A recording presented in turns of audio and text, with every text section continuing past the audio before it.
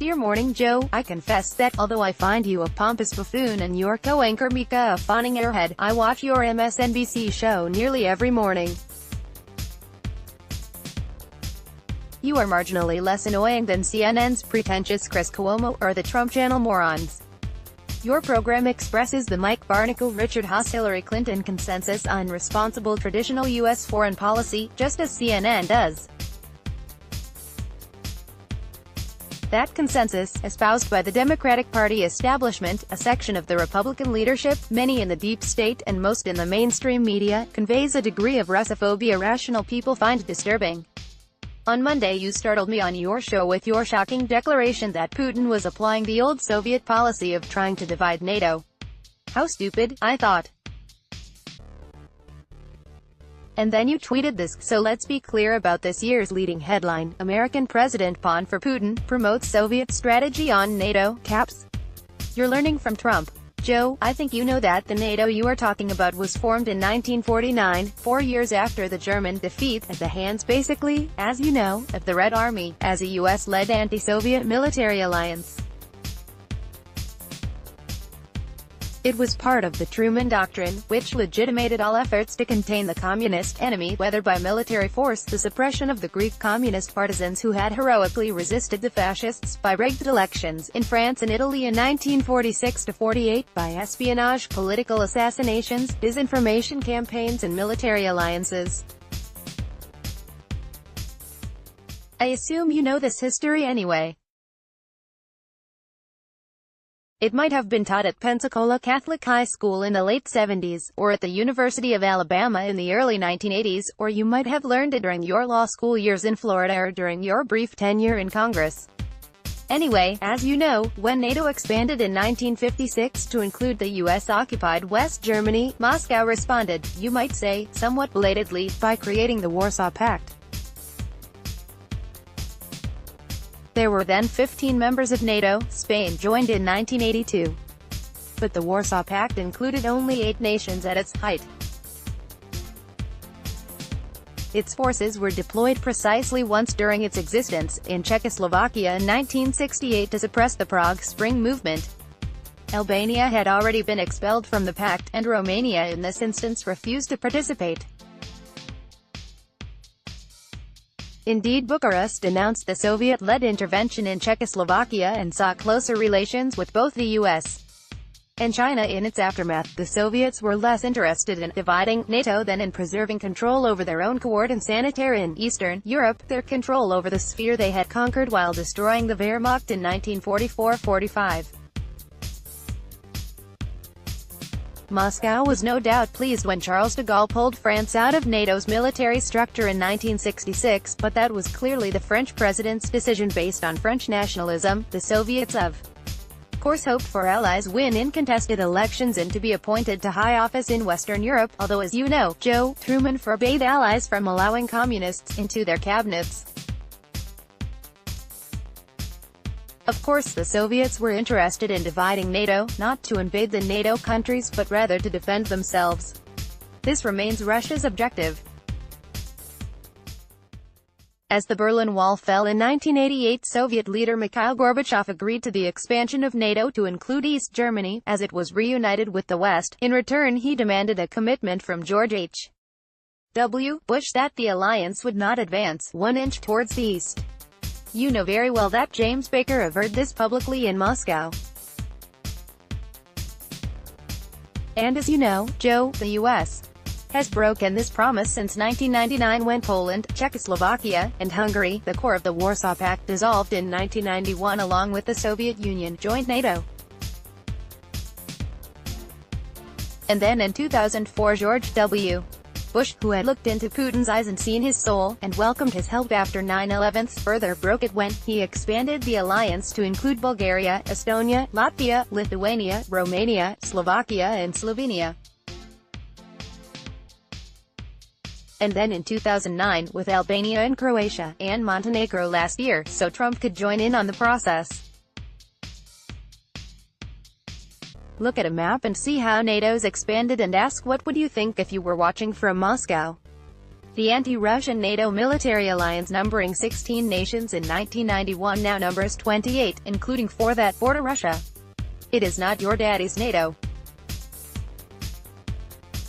It's foolish of you to talk about Moscow now using Soviet strategy. What do you mean by that? Do you know yourself? Make a specific comparison, I challenge you. Joe, if you do not see why the Russian state and people would view this expanding alliance with anxiety, you really are ignorant of history. The Russians are at once aware that they, not the NATO countries, have more often been the victims of aggression in the past, and they have no intentions of invading Europe. The Warsaw Pact has been gone 26 years. And Russians know better perhaps than people in this country how NATO has been used since the USSR collapsed. And how U.S. governments and mass media whip up fears among the people of this country that often become pretexts for aggression. How has NATO ever been deployed? Never during the Cold War. It was not necessary. It was first used in Bosnia in 1994-5, then in Serbia in 1999, then Afghanistan, 2001 present, then Libya and that disgraceful war crime in 2011. As for Russia wanting to divide NATO, well, of course. RT reports positively on the rise of Eurosceptics and nationalists in NATO member states. The fact is, there is a lot of anti-NATO sentiment in Europe, especially in some Eastern European countries. The anti-Russian sanctions the EU has adopted under U.S. pressure, exercised largely through the Brexiting UK, following the Kiev events and Russia's re-annexation of Crimea, are not popular among European farmers and manufacturers. There are internal tensions in NATO that may weaken it. The Russians can try to exploit and exacerbate the contradictions, but they can't create them. You conflate Russia with the USSR as though Putin's ideology of oligarchical, state-steered capitalism, pro-forma multi-party democracy with limited free press, social conservatism in alliance with the Russian Orthodox establishment, it is the same as that of Leonid Brezhnev, who ostensibly upheld a vision of socialism embracing the globe under Moscow's leadership. But Putin doesn't want to change European social and political systems. Rather, he wants to convince the Europeans that Russia is not a threat, requiring them to meet Trump's urgent demand that they cough up 2% of their GDPs for imagined military purposes, or is it 4% now, every year, or provoke U.S. complaints about non-payment of dues owed. It's not a hard case to make. Recent polls show Germans see Trump as the greater threat to Germany than Russia, and they trust Putin more than Trump. Maybe they get something you missed, Joe. You who pose as such an authority on Cold War history. You whose geopolitical insight inclined you, while some of us were inveighing against the upcoming horror of the Iraq invasion, to enthusiastically support the cause. With all your wanted cocky bluster. Maybe the German youth don't understand as you do, observing things from New York City, that they need NATO to defend them from somebody worse than the country hitting them with a trade war while demanding they stop a very rational natural gas pipeline with Russia. You notice how talking heads on your show often misspeak and refer to the Russians as the Soviets. What that should tell you is that they still subconsciously connect the two. They can't get over not having a big enemy. The primitive anti-communism of my youth, dare I say our youth, because I was 19 when Born to Run was released, you were 12, has been superseded by this Trump-era opportunistic revival of Cold War mentality. You are doing your best to abet it, blathering on, not knowing what the hell you're talking about, tossing the ball to Mark Barnacle-Richard Haas from time to time, who will surely agree that NATO is the rock of U.S. responsible policy in the world, the pillar of the Atlantic Alliance and post-war world order, the guarantor of global security, whatever that means in this world that almost seems ongoingly secure by Washington's design, and that anything undermining it is treasonous. Give it up, Joe. Drop the BS about the Soviets slaughtering their millions and oppressing the people of East Europe while the U.S. just did good in Europe, especially through NATO. Look at the points relevant now. From June 1941, the Soviets fought a war against Nazi invaders, which the U.S. joined after Pearl Harbor 6 months later. In 1945, both partners divided post-war Europe. The U.S., through its Marshall Plan, consolidated most of Europe under its tutelage as capitalist liberal democracies, while the Soviets promoted people's democracies based on premises of universal education, health care, housing, and employment that deeply influenced the emergence of the West European welfare state, so derided by U.S. politicians, as they engage upstarts like Bernie Sanders and Alexandria Ocasio-Cortez. But the conflict was between ideological and political systems, precisely articulated. Now the conflict is not between ideologies. Putin is not campaigning against democracy in favor of Erdogan's everywhere, or Marie Le Pen's everywhere, although he did give her the time of day and a photo op with him in Moscow last year during her campaign.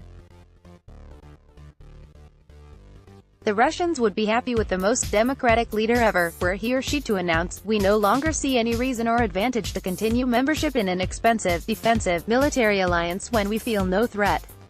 We think NATO should have dissolved along with the Warsaw Pact." Joe, if you somehow imagine that the Russian leadership imagines a future lunge into the heartland of Europe, the reversal of the Napoleonic and Nazi invasions, engaging in the process forces 10 times its own strength, you are kidding yourself. The Soviets once sought to undermine NATO by supporting often mass-based communist parties in Europe that, among other things, denounced NATO as an imperialist alliance and threat to peace. You might say that by contributing to the funding of La Humanité, Moscow sought to split NATO. Just like Voice of America sought to exacerbate differences among East European countries. And yes, there is a moral equivalence, for all with eyes to see. Don't you see? The world was deeply divided then. There were two superpowers, imposing curbs on one another. With the fall of the USSR and the historical retreat from the social experiment in China and elsewhere, Prometheus is unrestrained. Thus the reckless slew of U.S. and U.S.-NATO wars since 9/11, some of which the Russians, and world in general, consider criminal. You rail against moral equivalency. You berated Rand Paul for citing statistics on electoral interference showing that the U.S. has done it much more often historically than the USSR or Russia. It's not the same, you argue. They are them. We are we. We are good. Maybe the very idea that someone would so slur this sacred country as to suggest an empirical comparison of its inflicted war deaths with those of Russia since 2001 strikes you as an inherently objectionable. But what if I were to add up the tolls of the Afghan and Iraq wars, and their spin-offs, and the campaigns in Syria, notably the savage bombing of Raqqa by the U.S., Libya and Yemen, and compare them to the Russian toll, in Syria, showing that the U.S. has produced far greater pain? I consider the U.S. war on Iraq criminal. It was unprovoked, based on lies, horrifically destructive, a massive crime against peace in Nuremberg language that destroyed the modern, fairly affluent, and secular Iraqi state, subjecting it to endless misery and produced hellish disorder in Syria. We are talking not tens of thousands but hundreds of thousands of deaths. Nothing the Russians have done this century compares, even if you include Chechnya. You, Joe, are a pawn for the power structure banking on Russophobia to unite the people in the post-Trump age. You want to get him so badly on this. His treason. His possible willingness to even ask questions about that holy of holies, the North Atlantic Treaty Organization, 600 million people, $18 trillion GDP, $900 billion in military spending, is troubling, isn't it? Russia has only 144 million people, a $1.5 trillion GDP, and spends just $70 billion on military. Yet you say, American president pawn for Putin, promotes Soviet strategy on NATO, like Trump is selling out the store. How clueless you are, out of touch with the Republicans who are over the Cold War and don't swallow Russophobia with the ease might suppose, and the youth who care less who told them that Bernie lost because the corrupt DNC arranged it than the fact that the system is in fact so rotten that it denied Bernie a change. Would you have rather we had never learned how Wasserman Schultz sabotaged the election? So that everybody's faith in the system that the Russians want to so ignobly suck out of us might be maintained throughout the electoral farce. I would rather see things as they really are. To whoever released those emails, I am grateful. But I don't want to take up any further time. Just please, Joe, write a column comparing Soviet strategy on NATO, 1949 to 1991, with Russian strategy on NATO, 1991 to 2018. I'd be so happy so see your keen mind applied to concrete analysis of an historical issue. Sincerely, Gary Layup.